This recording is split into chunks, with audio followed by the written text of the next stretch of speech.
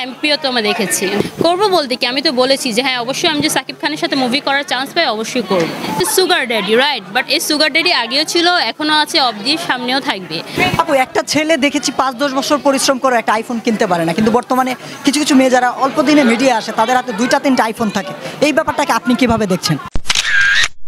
Sorry to say, আমি আসলে এই সম্পর্কে কিছু জানি না। আমি সাকিব খানের ফ্যান, সাকিব খানকে আমার খুব ভালো লাগে। সো আমার ইচ্ছা আছে যদি কখনো আমি সুযোগ পাই অবশ্যই আমি সাকিব খানের মুভির নায়িকা হব। সেক্ষেত্রে সাকিব খানের মুভির নায়িকা হওয়ার যে একটা ক্যাপাবিলিটি, আসলে নিজেকে কতটুকু ওইভাবে তৈরি করতে পেরেছেন?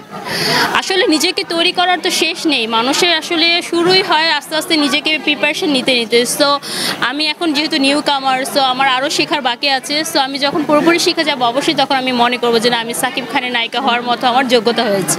আপু, একটা জিনিস আমরা রিউমার দেখি যেটা সোশ্যাল মিডিয়াতে প্রায়ই কমেন্ট সেকশনে আসে, যে তরুণ যারা মডেলিংয়ে আসে তারা নাকি কিছু জিজ্ঞেস করলেই সাকিব খানের নামটা ইউজ করে। আসলে এই ব্যাপারটিকে আপনি কিভাবে দেখছেন?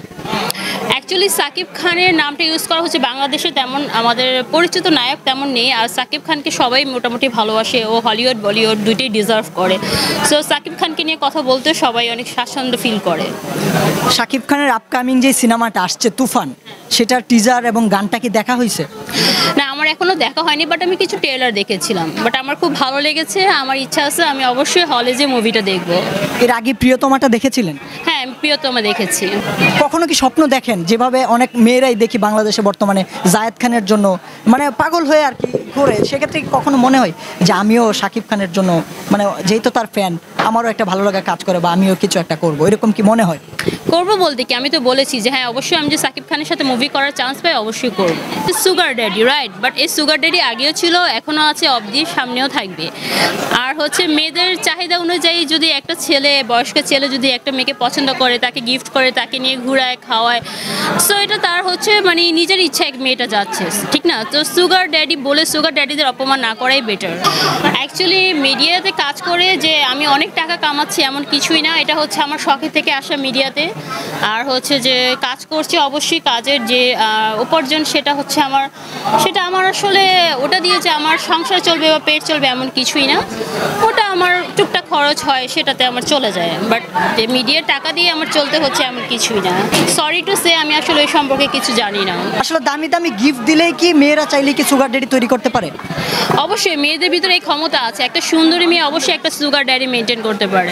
সেক্ষেত্রে আপনি কি মেনটেন করছেন? না, আমি মেনটেন করছি না, কারণ আমি একজন হাউস ওয়াইফ, আমার হাজব্যান্ড আছে, সো আমার সুগার ড্যাডি প্রয়োজন নেই। সুন্দরী মেয়েদের অনেকই ক্ষমতা আছে, একটা সুন্দরী মেয়ে একটা ছেলেকেও মানে দেখা গেছে অনেক ইমপ্রেস করতে পারে। একটা সুন্দরী মেয়ে হচ্ছে একটা প্রতিযোগিতায় গেলে উইনার হতে পারে, একটা সুন্দরী মেয়ে হচ্ছে অভিনয় করতে পারে। সো সুন্দরী মেয়েদের ভিতরে অনেক অভিজ্ঞতা আছে, অবশ্যই অভিজ্ঞতা আছে। আপু, একটা ছেলে দেখেছি 5-10 বছর পরিশ্রম করে একটা আইফোন কিনতে পারে না, কিন্তু বর্তমানে কিছু কিছু মেয়ে যারা অল্প দিনে মিডিয়া আসে তাদের হাতে 2-3টা আইফোন থাকে। এই ব্যাপারটাকে আপনি কিভাবে দেখছেন? অবশ্যই তার বাবার টাকার বা হয়তো তার বয়ফ্রেন্ডের টাকা বা অবশ্যই তার হাজব্যান্ডের টাকা। এই তো আমি হচ্ছে মিস অ্যান্ড মিসেস প্লাস বিউটির উইনার, আমার নাম হচ্ছে AH প্রিয়া।